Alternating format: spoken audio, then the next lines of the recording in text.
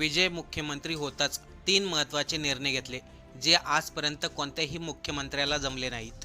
विशेष म्हणजे विजय यांनी घेतलेल्या या 3 निर्णयानंतर पंतप्रधान मोदी, मुख्यमंत्री फडणवीस यांच्यावरही टीका झाल्या. अनेक वर्ष सत्तेमध्ये असून देखील त्यांना असे महत्त्वाचे निर्णय घेता का आले नाहीत? विजय जोसेफ म्हणजे थलपती यांनी काल मुख्यमंत्रीपदाची शपथ घेतली. मुख्यमंत्री होताच त्यांनी महत्त्वाचे निर्णय जाहीर केले. नेमकं कोणते असे निर्णय घेतलेत ज्यामुळे विजय यांचं देशभरामधून कौतुक केलं जातंय? चला सविस्तर आपण या व्हिडिओमधून पाहू. चॅनलवरती नवीन असाल तर सबस्क्राईब करायला विसरू नका. तमिळनाडूच्या राजकारणामध्ये गेल्या काही दिवसामध्ये जे घडलं त्याने फक्त दक्षिण भारत नाही तर संपूर्ण देशाचं लक्ष वेधून घेतलं. कारण की अनेक वर्षापासून एक अभिनेता, एक सुपरस्टार म्हणून ओळखला जाणारा विजय काल अधिकृतपणे ते मुख्यमंत्री झाले. ही एका नव्या राजकीय प्रयोगाची सुरुवात आहे. पण यामध्ये सर्वात महत्त्वाचं म्हणजे मुख्यमंत्री होताच त्यांनी घेतलेला निर्णय भाजप आणि विशेषतः नरेंद्र मोदी यांच्या राजकारणासाठी भविष्यामध्ये मोठं आव्हान ठरू शकते. हे चेन्नईच्या जवाहरलाल नेहरू स्टेडियमवरती झालेला शपथविधी हा फक्त एक सरकारी कार्यक्रम नव्हता, तो एक मोठ्या राजकीय शक्ती प्रदर्शन सारखाच होता.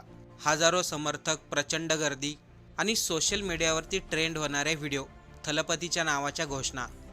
त्यामध्ये विजय यांची एंट्री घेण्याची स्टाईल एखाद्या चित्रपटापेक्षा कमी नव्हती. शपथविधीच्या मंचावरती राहुल गांधी आणि विजय थलपती हे एकमेकांच्या शेजारीच बसलेले होते. मुख्यमंत्री विजय आणि राहुल गांधी यांच्या दोघांमध्ये सतत चर्चा सुरू होती. विशेष म्हणजे विजय यांनी राहुल गांधी यांना माझा भाऊ असा उल्लेख केला आणि त्यांचा हा व्हिडिओ सोशल मीडियावरती प्रचंड व्हायरल झाला. विजय यांनी राहुल गांधींना दिलेला सार्वजनिक सन्मान हा फक्त एक मैत्रीचा भाग नव्हता, तो एक राजकीय संदेश होता. विजय यांच्या या संदेशानंतर मात्र भाजपमध्ये खळबळ उडाली. यानंतर त्यांनी मुख्यमंत्री पदाची शपथ घेतली आणि शपथ घेताच 3 महत्त्वाचे निर्णय जाहीर केले. त्यामधील पहिला आणि महत्त्वाचा निर्णय म्हणजे 200 युनिट मोफत वीज बिल मिळणार. निवडणुकीच्या प्रचारादरम्यान विजय यांनी वचन दिलं होतं, तमिळनाडूमधील सामान्य कुटुंबांना दिलासा देण्यासाठी 200 युनिटपर्यंत मोफत वीज दिली जाईल. आणि मुख्यमंत्री होताच त्या निर्णयाच्या फाईलवरती त्यांनी अगोदर सही केली. त्यामुळे सामान्य, मध्यमवर्गीय आणि गरीब कुटुंबातील लोकांना थेट आर्थिक फायदा होणार आहे, असा मेसेज देण्यात आला. मी जे वचनामध्ये बोललोय, प्रचारादरम्यान बोललोय, ते मी करणार आणि ते केलं देखील. दुसरा महत्त्वाचा निर्णय हा प्रत्येक राज्यासाठी अतिशय महत्त्वाचा असतो, तो म्हणजे महिला सुरक्षेसाठीचा मुद्दा. तमिळनाडूमध्ये महिलांवरती होणाऱ्या अत्याचार आणि गुन्हेगारांबद्दल सर्वसामान्य लोकांच्या मनामध्ये चिंता वाढत चालली होती. विजय यांनी प्रचाराच्या दरम्यान जनतेला वचन दिलं होतं, जर मी मुख्यमंत्री झालो तर महिलांच्या सुरक्षेसाठी स्पेशल फोर्स तयार केली जाईल. विजय मुख्यमंत्रीची शपथ घेताच त्या फाईलीवरतीही त्यांनी सही केली आणि त्यामधून स्पष्ट संदेश दिला, यापुढे तमिळनाडूमध्ये कोणत्याही महिलावरती अत्याचार झाले तर आरोपीला कठोर शिक्षा होईल. पोलिसांनी महिलांच्या बाबतीत हलगर्जीपणा केला तर हे मी खपून घेणार नाही.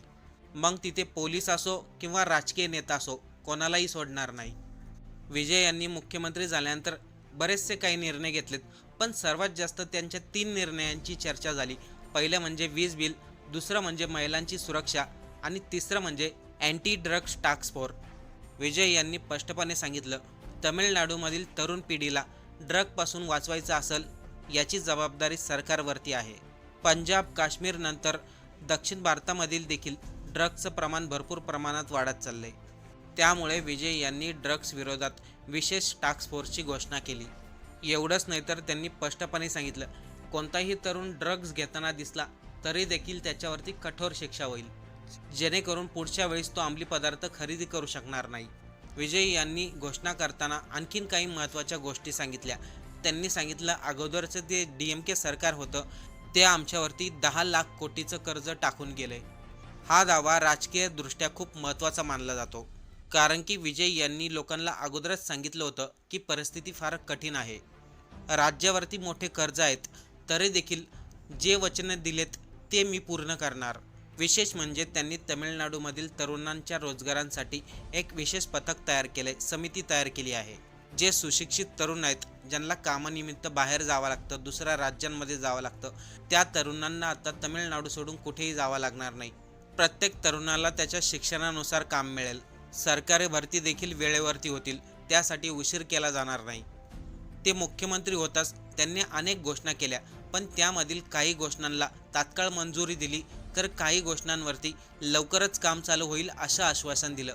त्यांनी हेही सांगितलं, मला मुख्यमंत्री पदाचा अनुभव नाही, पण मी लवकरात लवकर सर्व प्रश्न मिटवण्याचा प्रयत्न करेल. जर माझ्याकडून उशीर झाला तर जनतेने मला समजून घ्या, कारण की मला अनुभव नाही आहे.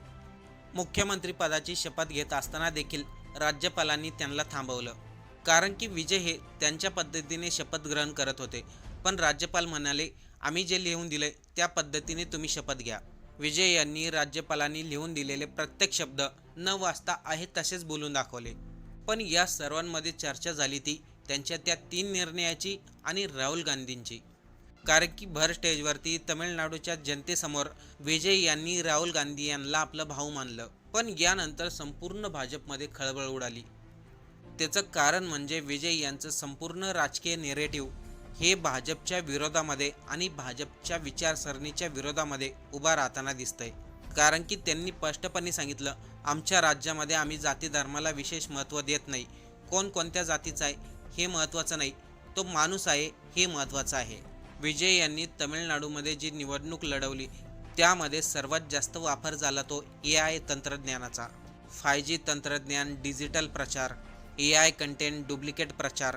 विजय यांचे AI डुप्लिकेटही प्रचार सभामध्ये पाठवण्यात आले. आता विजय यांनी जी रणनीती वापरली ती रणनीती भविष्यामध्ये इतर पक्ष वापरतील का? आणखीन एक महत्त्वाची गोष्ट म्हणजे विजय यांच्याकडे तरुणांची प्रचंड ताकद आहे. त्यांच्या कॅबिनेट मंत्रिमंडळामध्येही डॉक्टर, इंजिनियर, युवा चेहरे आणि नवीन पिढीचे लोक दिसणार आहेत.